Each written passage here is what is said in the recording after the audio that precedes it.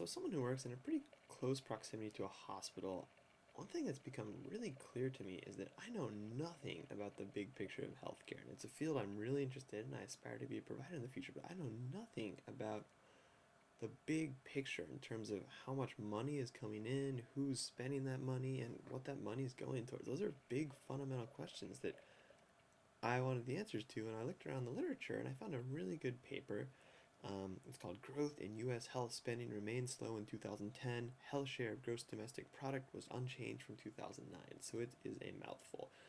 But the reason it's so good is that it really goes through how much we're spending as a country on healthcare, who's spending it, and what we're spending it on, which are fundamental questions that I'm kind of flabbergasted. I, to be honest, didn't have a better sense for it beforehand. So I'm kind of doing this for myself as a cheat sheet to look back on. What this paper did is it looked at data in 2010, and one way that kind of helps me to think about it, and this is an analogy that's been used before, so think of healthcare as just a big black box. So we put money into healthcare in a lot of different ways, and we expect outcomes. So how much money do we put in? Well, there are payers. And how much are those payers paying in total? Well, according to this paper in 2010, it was $2.6 trillion, dollars, which is a big amount of money. Although, when money gets that big, for me, it's hard to know where to put that in context. So, to put it in context, that's about 17.9% of the GDP, or $8,422 per person. So, it's a lot of money. The GDP, the gross domestic product, is if you were to take every dollar that was spent on any good and service in the United States and add it all up for a year, that's our gross domestic product. So 18%, or roughly 18% of that, was spent on healthcare. So it's a lot of what Americans and the government is spending money on. So, how does that break down? Well, the main spender on healthcare, and this is to the disdain of a lot of people in the United States, is government. So 45% of healthcare funds come from the government, and that's local, state, and federal. About 20, a little over 20% alone comes from federal government. And you can, I mean, there's a lot of different things, and the things that come to mind for me are Medicare and Medicaid. Businesses also account for a large portion of the money that's going into healthcare. So of that 2.6 trillion, about 20.5%. And for those of us who are employed and get health insurance through our employers, we know that that's where businesses are footing the bill. They are paying for health insurance for their employers. And then households. So households, just meaning essentially people paying out of pocket, accounted for about 28.5% of all healthcare spending. So that's, like I said, just people spending money out of their pockets, a little bit more than a quarter of the 2.6 trillion. And so obviously these don't add up exactly to 100%. There were a few others that were listed that were less, that were not less, but that were pretty minimal. But that gives us a good sense of the three key players. So government, businesses, and households account for a pretty large portion of the healthcare spending in the United States.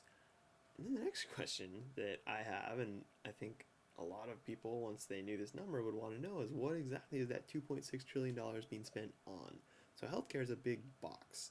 And I'm going to just draw some quadrant lines, and we're just going to almost do a pie graph, even though this is a square, do a pie graph in this, because that's the easiest way for me to see how this money is being spent. So, turns out that a little less than 25%, or a little less than a quarter, about 20% is spent on clinics. So that meaning if you have a sickness and you go to an outpatient facility, so you essentially go to see your doctor, but it's not at the hospital, that's a clinic. So about 20% of all this money is going to clinics.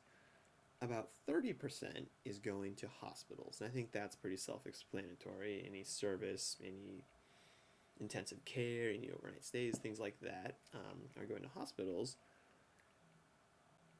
About 10% are going to drugs, prescription drugs, and I think a lot of us take prescription drugs or have been prescribed prescription drugs at some point in their life, so they know that that's a very apparent cost, and I think the consumers are pretty aware of that. I was aware of that, and not being aware of other ones. And the one that I was actually pretty surprised to hear about was home health care actually comprised 30% of the healthcare, or essentially what 30%, I'll rephrase that, 30% of that 2.6 trillion went to home health care. And what is home health care? Well, I'm not really sure based on this paper, and I'm going to learn more, but it is just skilled nurses providing care at the side of the home, and it's apparently it's a growing field. So I was pretty surprised to hear that. But overall, this at least helps me see a larger picture of how much money is going into the healthcare system and really who's paying for it and what they're paying for. And I think a lot of talk has gone into how to make hospitals more efficient, how to change the incentives for healthcare providers to allow better outcomes. And I think, at least for me, this is a good starting point, knowing how much money is being spent, who's spending it, and what we're spending it on. And then the next big question that I want to look into is who are the users of healthcare, or even better yet, what are the outcomes? Because that's even more important. Really, it doesn't matter how many people are using the healthcare system, but what the outcomes are is important. And there are some pretty staggering statistics. One thing that I heard that really I found to be very intriguing is the fact that at one tertiary care hospital, 6% of the patients accounted for 90% of the cost. I would be really curious to know if that balance persists or if that balance is true in other parts of healthcare. So, looking at the user outcome side is kind of the next step, I think.